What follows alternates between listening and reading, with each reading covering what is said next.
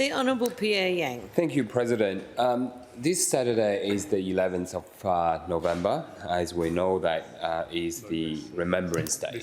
As many members, I will be attending a Remembrance Day commemoration in my local RSL's monument and pay my respect to those Australians 100 years ago and served Australia overseas, which we know that was a war that was so instrumental in fostering our national identity 109 years ago when the war finally ended. The war was known as the Great War at that time. It was also known as the war and all wars. But as a matter of fact, when we learned that 30 years later, we had the Second World War. In any event, that was a very brutal war. President, if I may, an article from the Australian War Memorial website stated that in July 1916, Australian troops were introduced to this type of combat. It's referring to the trench warfare in Formels, where they suffered 5,533 casualties in 24 hours. By the end of the year, about 40,000 Australians had been killed or wounded on the Western Front.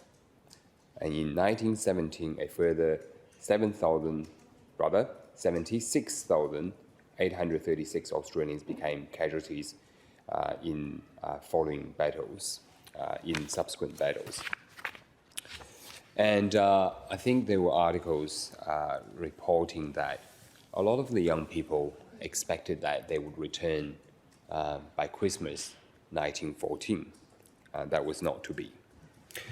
President, on the same note, I want to talk about another group. Another group participated in the Western Front, and they were members of the Chinese Labour Corps. So in 1916, Field Marshal Sir Douglas Haig requested that 21,000 labourers be recruited to fill the labour shortage caused by the casualties during the war. China declared war on Germany on 14th of August 1917. The British Labour Department, the Chinese Labour Department actually, worked with the British government and organized recruitment of Chinese laborers to serve in Europe officially. A contract or an agreement was later signed. Recruitment was launched by the War Committee in London in 1916 to form a labor corps of laborers from China to serve in France and to be named the Chinese Labor Corps. The journey to France from China took 3 months by sea, and in fact, 140,000 Chinese laborers served on the Western Front during and after the war. Among them, 100,000 served in the British Chinese Labour Corps, and 40,000 served with the French forces. So after the war ended, in May 1919, 80,000 members of the Chinese Labour Corps still at work. During and after the war, they performed tasks in the rear echelon or helping to build munition depot, carried out essential works to support the frontline troops, such as unloading ships, building dugouts, repairing roads, railways, digging trenches, and filling sandbags. Some worked in armaments factories, others in naval shipyards for a low wage of 1 to 3 francs a day. President. Some members also carried out skilled and semi-skilled work for the tank corps and other work supporting the war effort. Some were awarded medals for their service, and I think a total of 5 members. The casualties were pretty high. The official record stated that around 2,000 men of the Chinese Labor Corps died during the war, mainly from the 1918 flu pandemic, with some estimates predicting or calculating the casualties could be as high as 20,000 as victims from shelling, landmines, poor nutrition, and other disease. And there are a number of cemeteries in 40, actually, graveyards in northern France, and one in Belgium dedicated to members of the Chinese Labor Corps in the First World War. Their record was not well known.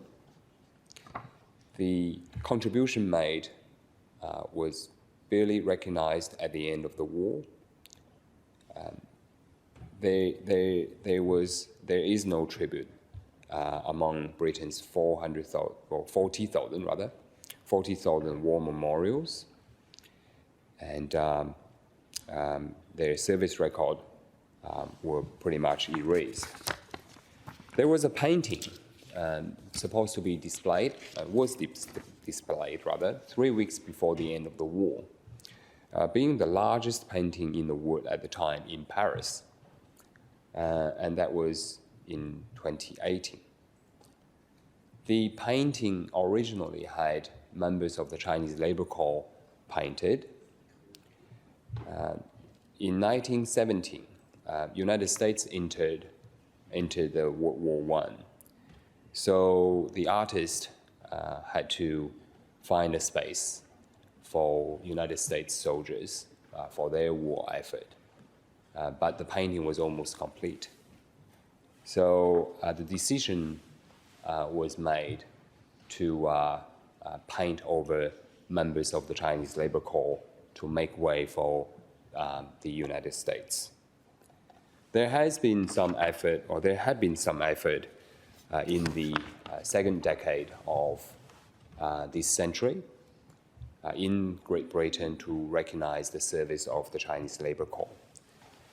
In fact, there was some discussion in London to have a war memorial erected somewhere to commemorate the service of members of the Chinese Labor Corps. The following actually are the words of the Parliamentary Under Secretary of State for Communities, Mr. Nick Byrne, who said, against the backdrop of escalating casualties and the fear of allies could lose the war, the Chinese came to Britain's assistance in her hour of greatest need. I'm delighted that the campaign for the long overdue memorial to the brave men who served in the Chinese Labor Corps has had such a tremendous impact. They form the largest contingent of workers recruited for the war effort, but too little is known of the dangerous yet essential work they carried out on the Western Front. So it is right that we remember and honor their contribution. Now, President, to date, I think the memorial is still a work in progress for a number of reasons, which I won't touch on today. But in any event, I think it's important that the contribution of the Chinese Labor Corps serving side by side along with British and French soldiers supporting their effort in close proximity should be recognized. And I, of course, on Saturday this week will pay my respect to those soldiers who from Australia served in Egypt, in the western part of Asia, in Turkey, and of course in Western Front, along with the members of the Chinese Labor Corps.